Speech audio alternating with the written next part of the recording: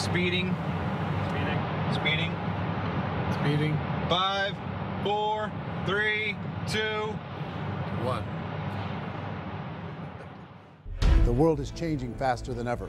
What used to take decades is now taking years or even months. What you see right now is the illusion that people have had for many decades about the workplace being this secure place to work the rest of your life. For the first time in the history of our nation, our children will not do as well as us. We've seen our friends get laid off. We've been laid off. We've had our pay cut. People are overworked and underpaid. They seem to have less time and less freedom.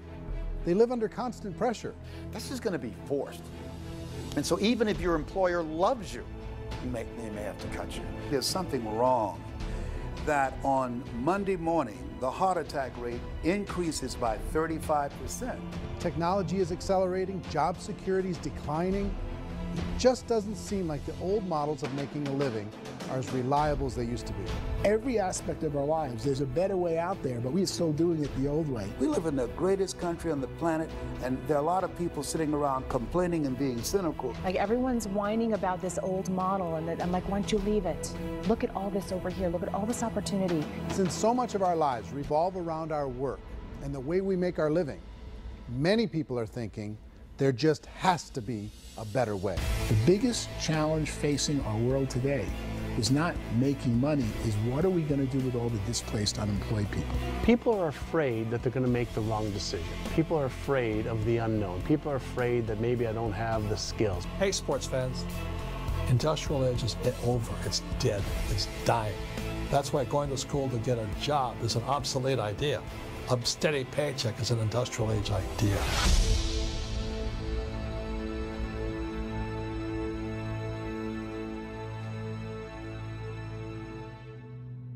It's the search for answers that has brought us here together today. My name is Eric Worre, and for almost 30 years I've been an entrepreneur, struggling at times, but ultimately succeeding. As a best-selling author, speaker, and business owner, I've spent my entire career helping millions of people around the world to become entrepreneurs. And I believe strongly that there is, in fact, a better way when it comes to how we make a living. The career landscape has changed dramatically, and many are still working in a model that is completely out of date. What worked for previous generations isn't working as well for people today. In this film, we're going to explore 3 important questions. First, what's really going on in our working world today? Second, in this new economy, is it better to become an entrepreneur, or is it safer to work for someone else? And third, if a person decides to become an entrepreneur and start their own business, how can they do it without taking on massive risk? To help in this journey, I've brought together some of the greatest experts and thought leaders in the field of entrepreneurship to share the real facts with you. My intention is to give you new information that will allow you to make choices that are not limited by an old, outdated model. Let's start by understanding what's going on in our working world today.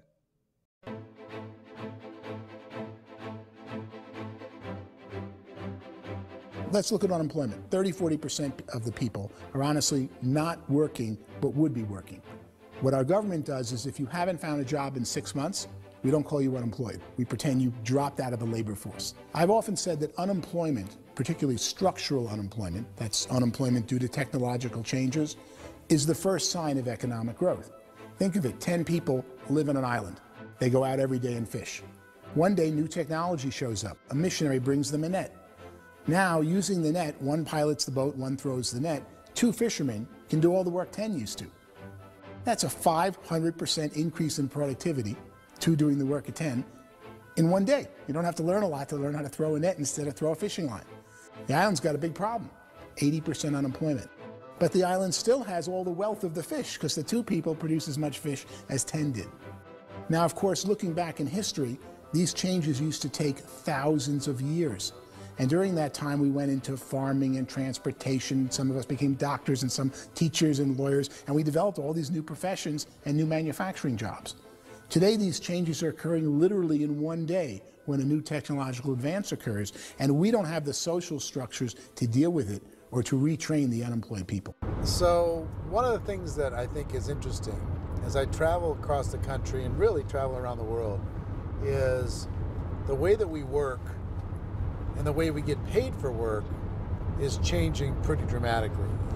On a global basis, everything is being turned upside down because of the rapidly advancing technologies.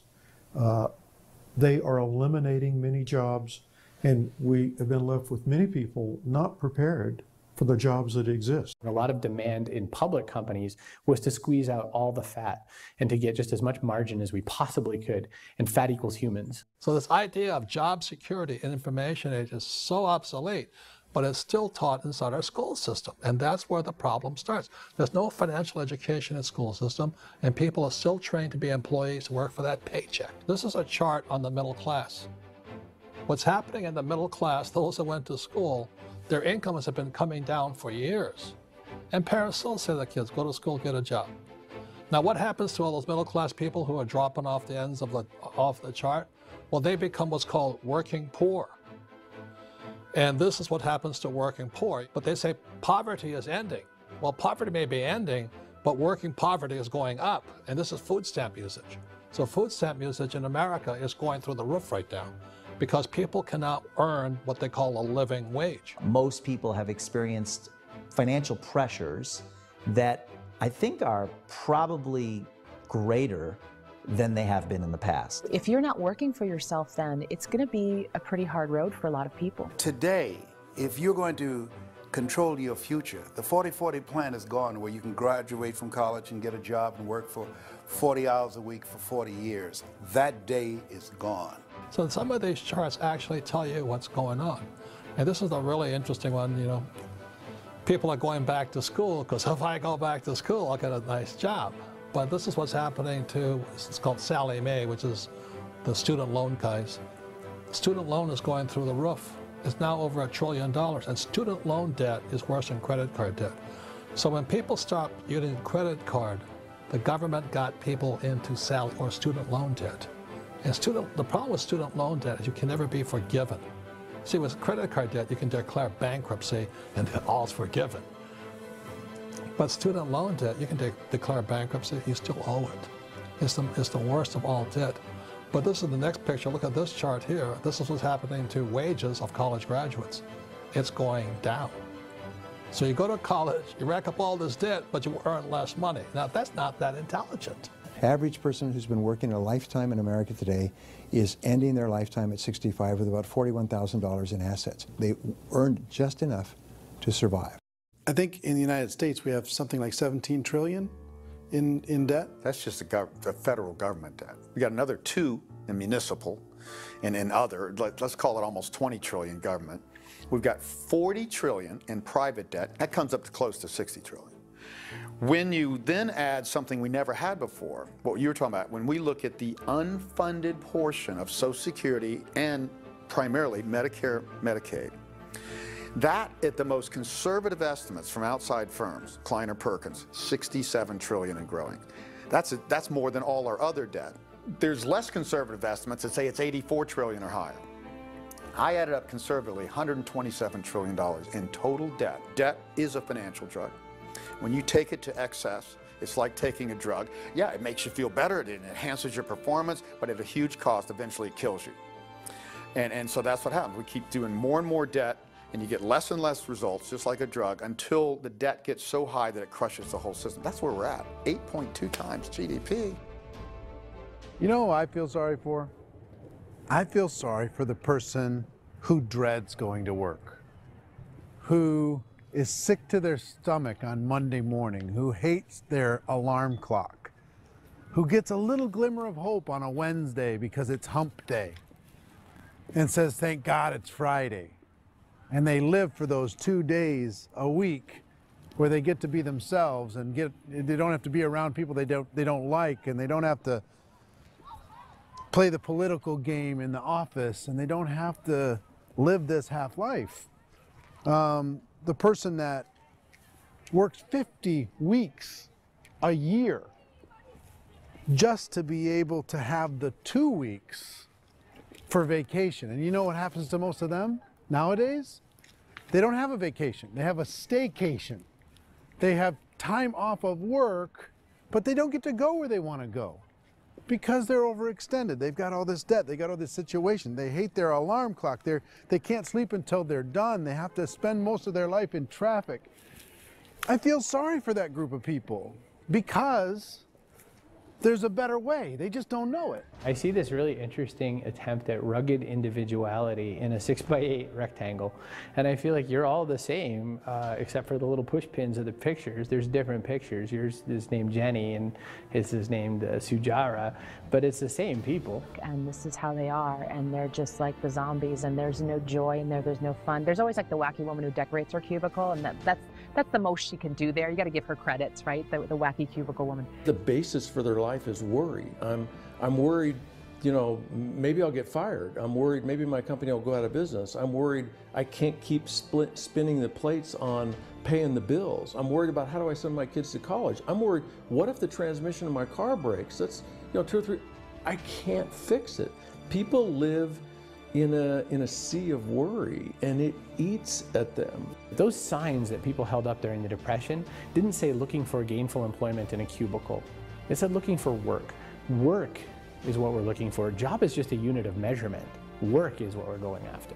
It's time to look in the mirror and say, it's not the economy, it's my economy. It's my little world of where I am. I need to improve. I'm not going to wait for the economy to come back because, frankly, the economy is doing great in this country. So I'm here on Wall Street, the financial center of the universe, the financial capital of the world. This is where most people's money goes to at least be held for a time, right?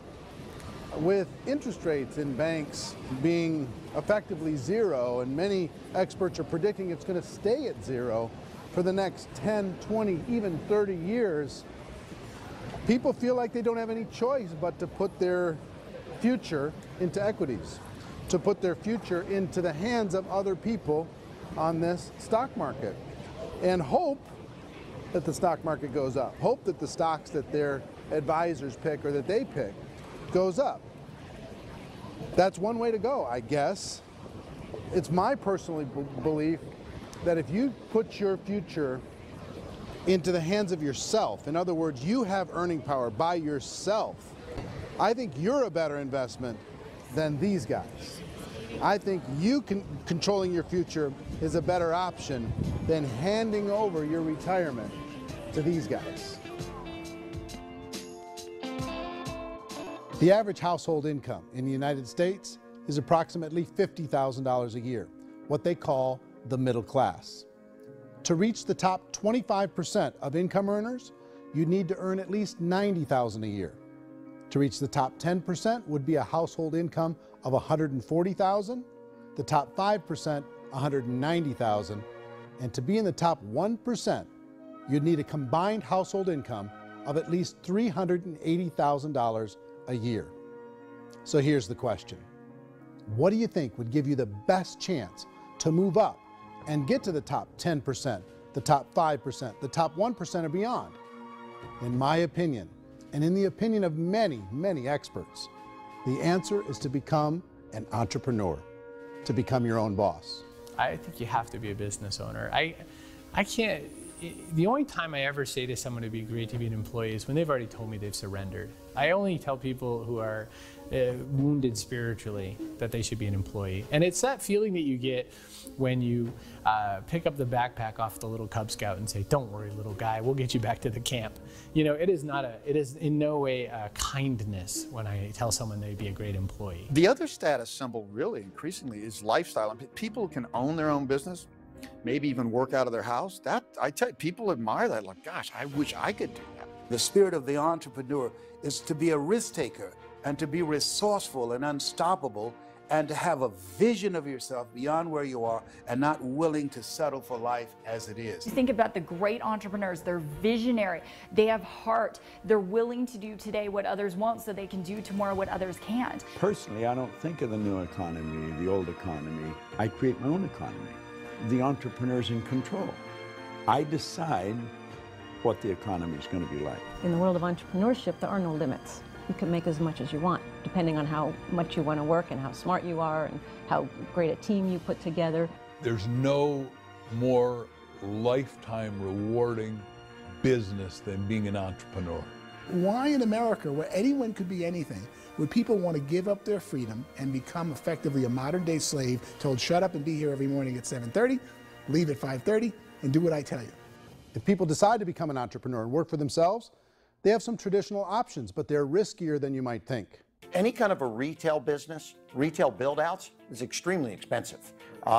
Even just these small little yogurt stores where they're putting little yogurt machines and you get all the different flavors, you're spending $200,000, $300,000, $400,000 to open a yogurt shop. I would love to buy a Dunkin' Donuts, but it's a $500,000 or so to start. I don't quite have that just-in-case money. Risking lose it all, and most guys do 2 or 3 times, and even big guys like Branson, because I'm such a fan of his, half his companies don't work. If you make $1 million, your problems are going to go. If you make $1 billion, your problems are really going to go. Just the opposite. You and I know when you're making $1 million, you get $1 million responsibilities. You make $1 billion, you got 1,000 times $1 million responsibilities. And most people say, I'd love to be my own boss. 70% of Americans would love to be their own boss, according to recent polls. But they don't know how to get there. Because what are you going to do? One, you could buy an existing business. If somebody's selling an existing business, you have to ask why. Usually because it's probably hard. It's probably not making as much money as they hope. 2, they could buy a franchise, a little less risk, proven system, but it's expensive to be able to do that. 3, they could start something from scratch. And that's where a lot of people feel like, I don't have the chops to do it. I don't have the money. I don't have the product idea. I don't have the expertise. I don't have whatever it's going to take to be able to get there, and I can't risk my family to do it. So 4th, they could become an investor. A lot of people in this town invest to try and figure out a way, but you got to be pretty smart with that game too, right? Venture capitalists, who are the very best and most sophisticated in investing in new breakthrough businesses, make it on 1 out of 11. That means 10 out of 11 are mediocre or fail. Most of them fail. That's the risk there. An angel investor is lucky to get 1 out of 15 or 20. A business is a team sport. Like, I have to have accountants, I have to have engineers, I have to have system designers, I have to have sales, marketing, I have to have accounting, I have to have mission statements, I have to have legal and all that. The average Joe Schmo, even me, I go out there, I don't have the skills to put a business together. I think the bottom line for the 4 traditional options is they take money, sometimes a lot of it. They take expertise, and they take time. All of that adds up to just too much risk for most people. I bought a business from somebody else, and it was a lot of work. And you start wondering, what did I just buy? Because I guess ultimately I own your email list, and I just overpaid for it. People that start their own business, they spend a lot of money, they spend a lot of time, a lot of effort to get things started. And the more you invest on the upfront, the harder you typically work at it. I can tell you what the success rate is of a restaurant. What is it? They're crazy enough. About 90% of them fail. About 90%, in how quickly? Year or less. Wow. And if we're talking non-franchise, we're talking franchise, Sure. That's totally different. Yeah. But our students aren't getting franchise restaurants. You got to invest big money. Exactly. And with someone like McDonald's, you've had to work with the company for a long period of time, really know the You even have a chance of investing $1 million. have a chance, and it's a slim chance. What if there was a way that you had all the proven aspects, the comfort aspects, and you could still control your own life? What if there was both? In other words, you didn't have to create everything from scratch. You didn't have to be a super leader. All you had to do, what if there was a proven product already? You didn't have to create the product. And there's a proven system already, proven training already. Everything except an employer. That was the only thing that you didn't have. Do you think more people would be open to working for themselves in that environment?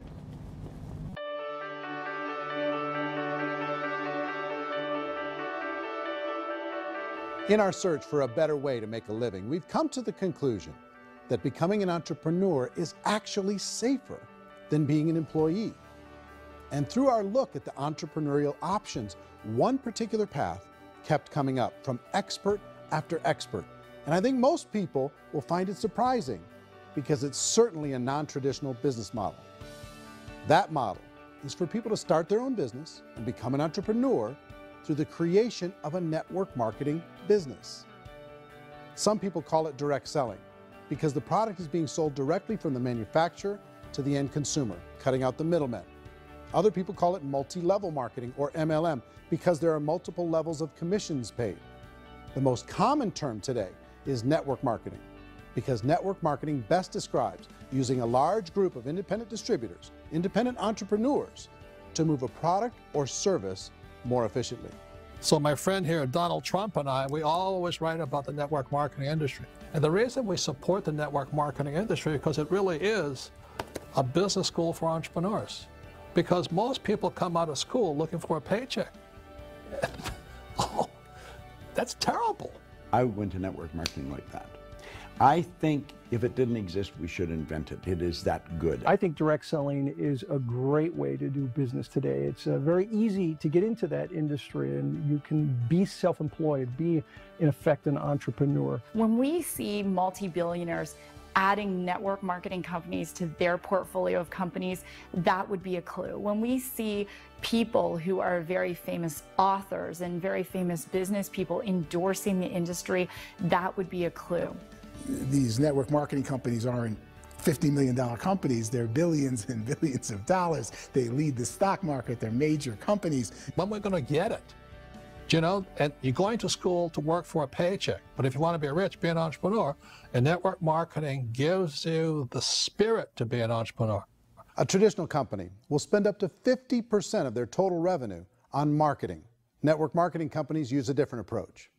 Instead of having all that extensive marketing expense, they utilize a network of independent distributors to do the marketing for them. Now, why do they do this? First, because word-of-mouth advertising is so much more effective today than traditional media advertising. Second, some products need to be explained or demonstrated, and an independent salesperson can do that more effectively than an ad campaign. Third, it's completely efficient. The company only pays for the marketing of their product if a sale happens and not before. Imagine if Amazon allowed you to become an independent distributor and paid out 40% of its revenue to that distributor group. All you had to do as a distributor was recommend a product, and if a person bought it on Amazon, Amazon would take care of all the logistics, and you'd get paid for bringing the customer. Now imagine you got paid for every purchase that customer made for the rest of their lives. Well, Amazon doesn't offer this option, but network marketing companies do. 85% of all buying decisions in our society are made as a result of word of mouth or reputation. We're recommending things to each other all the time.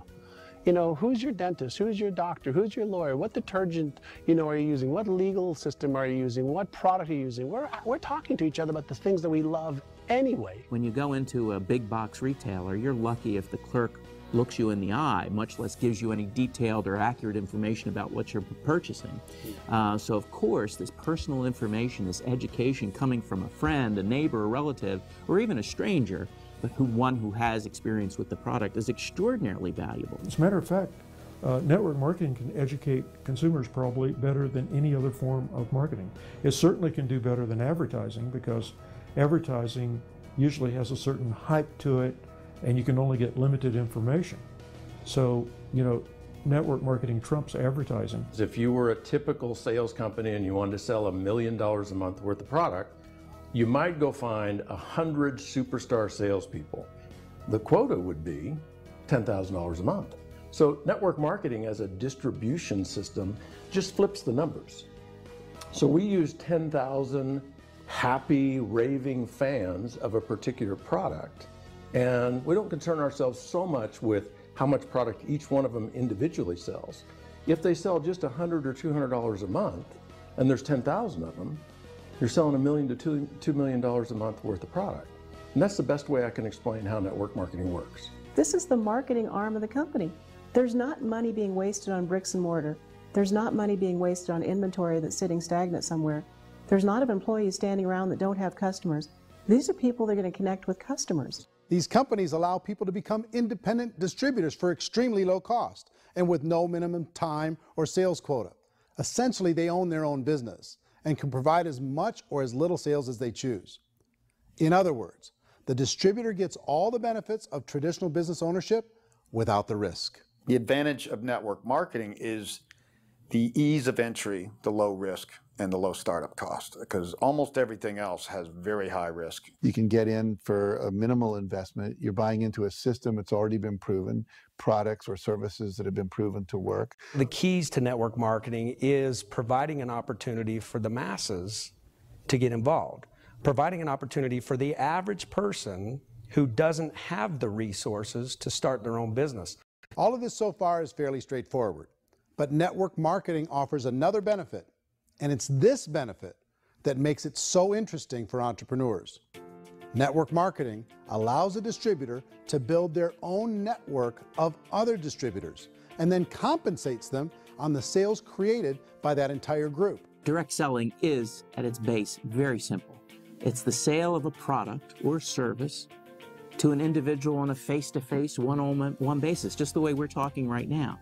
But there's an important element as well, and that's the offering in conjunction with that sale of product, the offering of an opportunity for someone to make something of themselves. No matter what your social status is, no matter what language that you speak, I mean, look how many unbelievable people are becoming successful that speak every kind of language out there. What an awesome gift to give the world. Instead of having to work your way up in a system and prove that you could be a sales manager, they just decided everybody can be a sales manager.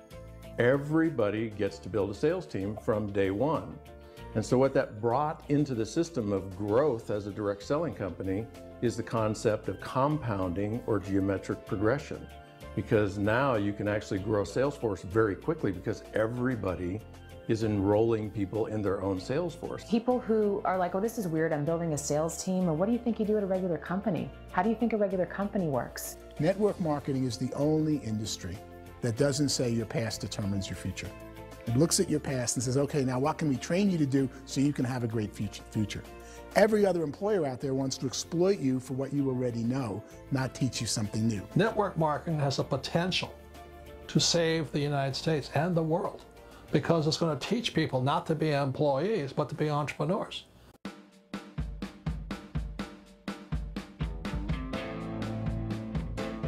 According to the Direct Selling Association, if you add up all the network marketing companies around the world, they combine to do over $178 billion a year in retail sales. To give you an idea of how big that really is, the NFL, the National Football League, does approximately $9 billion a year. The music industry does a little more than $16 billion a year, and the movie industry does about $80 billion a year. Using a conservative average, network marketing companies pay their distributors about 40% of that $178 billion in the form of commissions, which adds up to more than $71 billion a year. That's almost $6 billion a month. It's almost $200 million in commissions every single day. So it's certainly working, and people are making serious money in network marketing. With the growth of the direct selling industry over the last 10, 15, 20 years, we've seen a broader understanding of the channel. We have seen more and more people getting involved in the business, so our penetration in the marketplace has increased, and thus the understanding in the marketplace of who we are has increased. And we've seen non-direct selling companies look at the direct selling model and say, something's going on there. People are making money. Companies are being profitable, individuals are being motivated, product is being delivered to market. Maybe we should explore this. Some people think only the people at the top make money. Well, let's take a look at that as well. In the network marketing profession, there are roughly 500 people in the world who earn over $1 million a year. If you round that number up to $2 million a year, that adds up to about $1 billion a year. That takes the $71 billion paid out each year down to $70 billion. So where does the rest of the money go? The vast majority goes to part-time people making anywhere from a few $100s a month to many thousands of dollars a month. It goes to people who choose to make it a full-time career move and earning even more than that. Every day, people are using the money they earn through network marketing to pay off debt, have more fun, and improve the quality of their lives. Everyone I know in network marketing has been doing that since the 50s.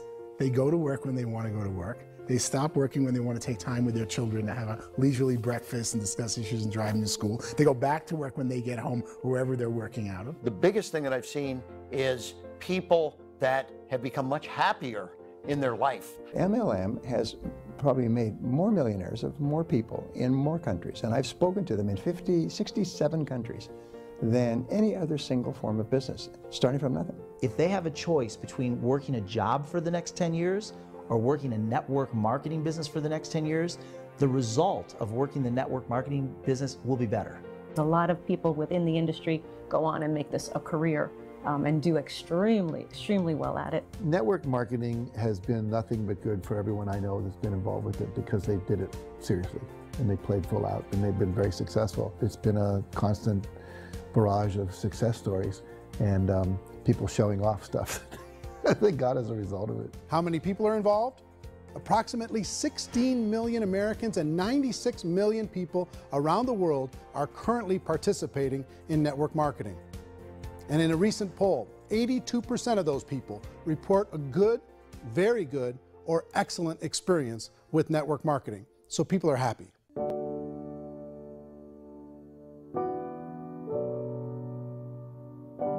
So I've taken a look at the network marketing profession and really tried to understand why so many people are confused as to the validity of this as a business. One is this pyramid shape. People get really messed up with this pyramid. Oh, it's one of those pyramid things. So I just think there are a lot of haters out there who really don't understand the industry and say, oh, it's a get-rich-quick scheme. It's a pyramid. Well, corporate America is a pyramid scheme. You know what I mean? It goes like this. You have thousands of MBAs, you know, let's say working for Ford or General Motors or Coca-Cola. If all these MBAs are all trying to get to here, that's a pyramid. Only one guy's going to make it. You know, every 10 years, one's going to make it.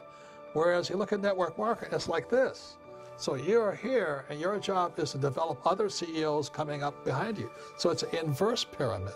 In network marketing, it's a very simple concept. If you sell product, you get paid. It is paid based on production. There is no first mover's advantage.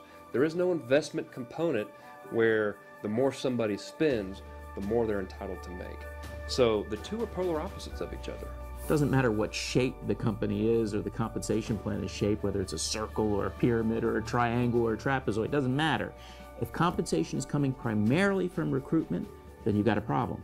On the other hand, if an operation is basing their compensation to participants on the basis of sales, even when those sales are generated by people you've recruited, well, then you're a perfectly legitimate enterprise. That's the legal test, it's the practical test. Another issue that's been true in the past that is no longer true now is people used to be in network marketing loaded up with products that they couldn't sell and they ended up a loser. They ended up with a bunch of product in their garage, they ended up with a bunch of products sitting in their kitchen shelves or whatever, and they thought they could sell it and then they weren't willing to or able to sell it and they ended up with a bunch of stuff and they were bitter about it. There was this thing called front loading where you had to buy like, well, if you bought $25,000 worth of product, you got better commissions and all this. Today, it's almost all done by computer. It's direct mail comes from a warehouse somewhere else. You don't have to have all this inventory. You don't have to stock up. It's a paperless world now. You know, most of it's done online. You have a back office. It really works. And I mean, the technology has changed everything. Third issue is people start talking about 99% of people in network marketing don't make any money. Well, we've talked about that over the course of this journey together. Almost $200 million a day is being paid out to network marketing distributors around the world.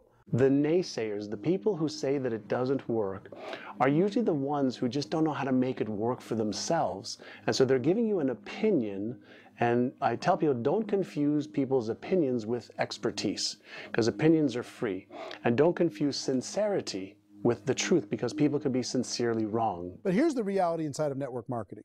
The vast majority of people that get involved in network marketing just become customers, and they get involved to be able to purchase product at a lower price.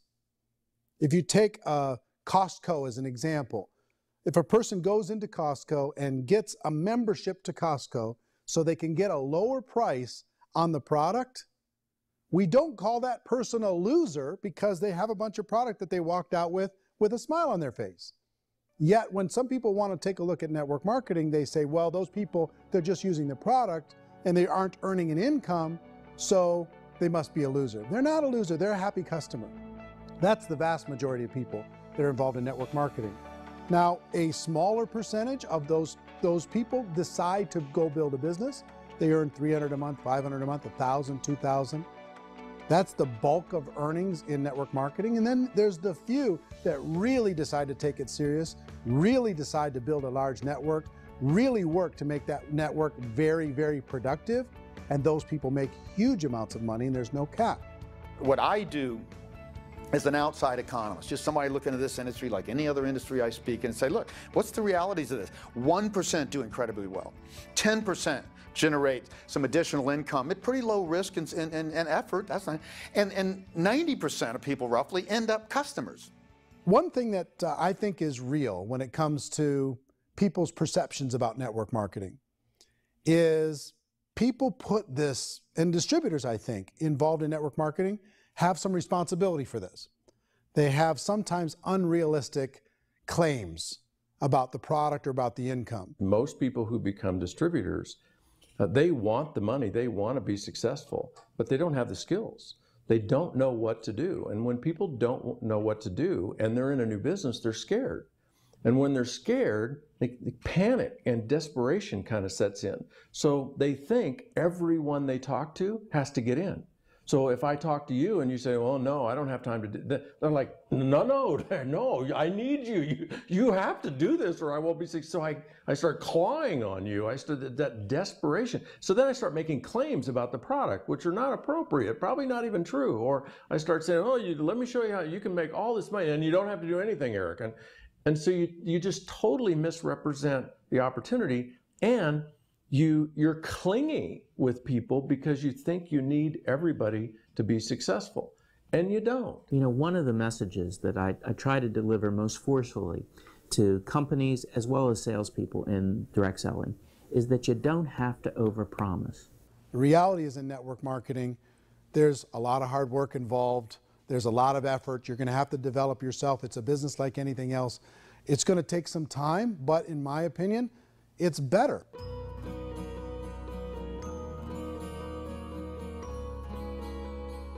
It's light years better for people starting today than it was even 5 years ago. I think it's more widely accepted now, and people understand it is a business. It is being an entrepreneur. It is being a business owner. Our belief system is based upon our evaluation of something, and frequently if we reevaluate a situation, our belief about that situation will change. The industry has changed and it's grown up. It's totally transformed. You've got young people today that have grown up with social media, and they understand networks. They understand how people are connected through technology, and they understand how money flows through those networks.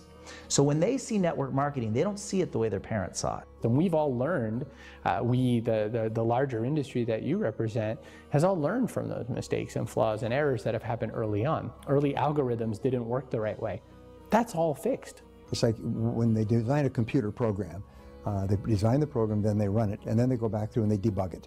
The MLM industry has been debugged. This is the day of being virtual, being able to run a business from your mobile phone. I mean, it's incredible. Companies are getting smarter.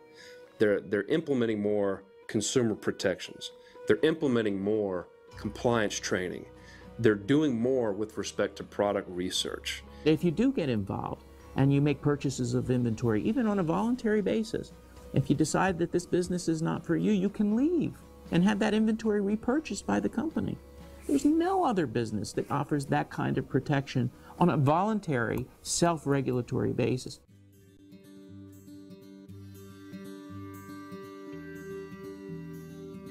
If you decide to look further into a network marketing business in order to generate more cash flow for your family, I would recommend reviewing the following 4 elements.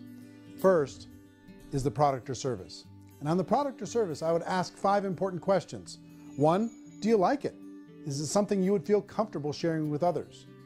2, is there a recognized need in the marketplace? It's hard to create a need if one isn't naturally there. 3rd, does the product meet that need? Does it solve a legitimate problem for consumers? And 4th, is it priced to sell?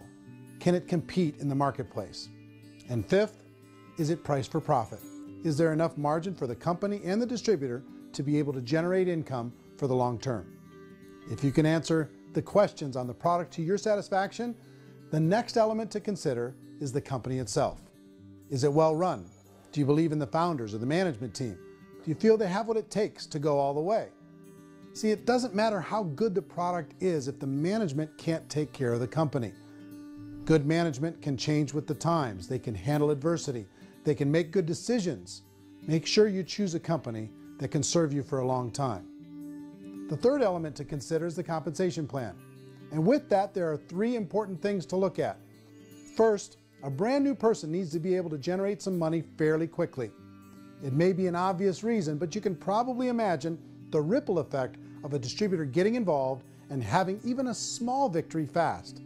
That can only help with the overall success of the organization. Second, a person should be able to develop a moderate part-time income in a reasonable period of time. As they develop their network and as their sales grow, they should be able to enjoy more benefits. And third, for the people who are really serious, for those who decide to really go pro in the network marketing profession, there should be the possibility to make a serious full-time income if they work hard and are committed to developing their skills. If you're comfortable with the product, the company, and the compensation plan, the last thing you should look at is the support that will be made available to you. Does the company have a website? Does it have a solid online reporting tool? Do they have comprehensive training available? Do they host events to help you build your business? If you decide to do this, what kind of a support system can you plug into? Choosing a network marketing company is a personal decision. But evaluating the four elements of product, company, compensation plan, and support is a great place to start. Is the company promising that you're going to get rich quick or that you can make a lot of money without a lot of effort? That's a red flag. Is there a product that you really believe in that you think can be sold? Or are you being told by salespeople or the person who's trying to recruit you or by the company itself that don't worry about the product, all you have to do is recruit other people into the business? Red flag, warning sign. If you're hearing that, take a second or even a third look. Get to know the customers, the products, the business, have some success, and see where the opportunities might take you to move up in the organization. You want to find out how concerned are they about my education, my training, and my development? Is there a space for me to grow? Most important question. Learn everything that you can about the product. Make sure it's something that you believe in, and learn everything you can about the industry and work that system. You have to be very passionate about whatever that company is doing. I would get involved. You can always test drive anything, you know, the product, the service, the community, and then lean into it a bit. If it feels good, then lean into it a lot. Behind me is the Lincoln Memorial. And this is a place where Martin Luther King Jr. had his famous "I Have a Dream" speech. And at that speech, he talked about his dream for equality for everyone around the world, and that's a noble dream. But I think more people need to remember what it was like when they were kids and the dream was still alive in them, before it got beaten out of them by reality, by this paycheck, by these responsibilities, and by having to live for this job to pay the bills. I think people need to remember that, go back to that. Once they know that there's a better way, I think their future is going to be much brighter. They can live a better life.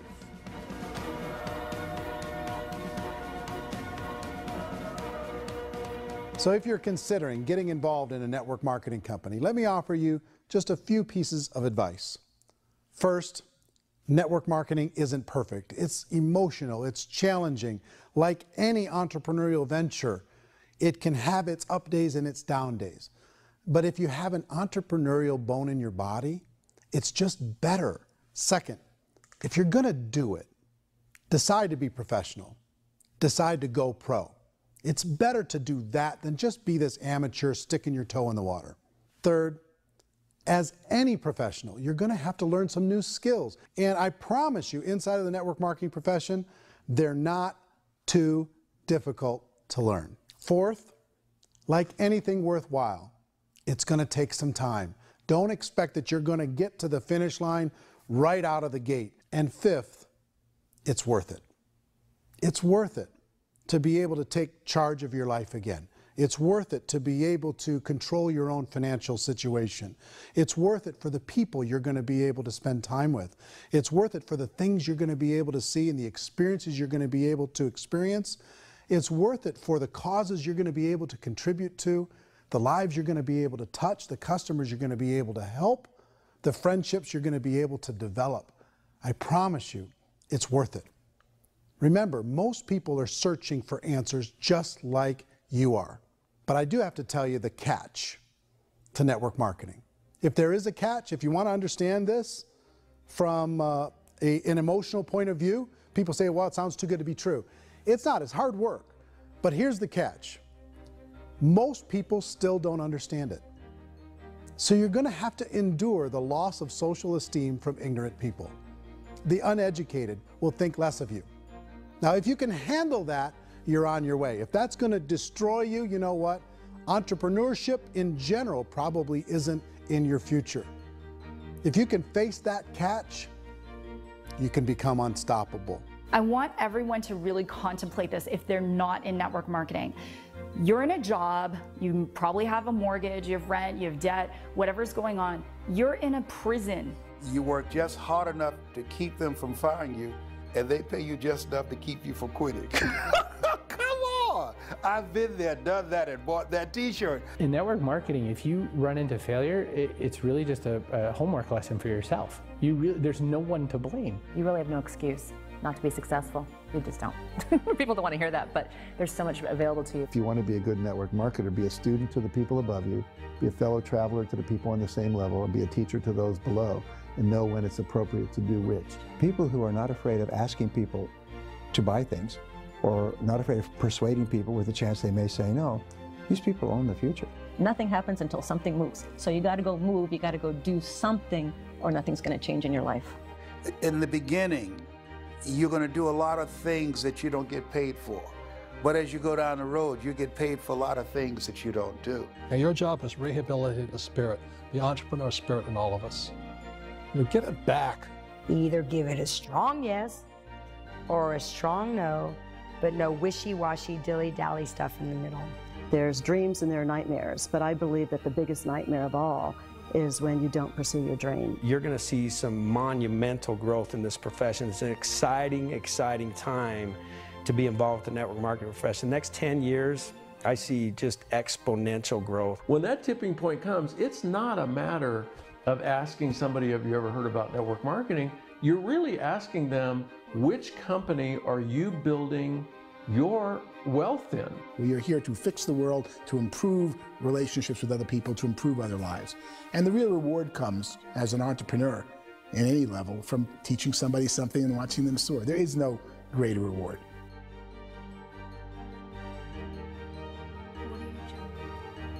Life's too short to spend it living someone else's dream instead of your own.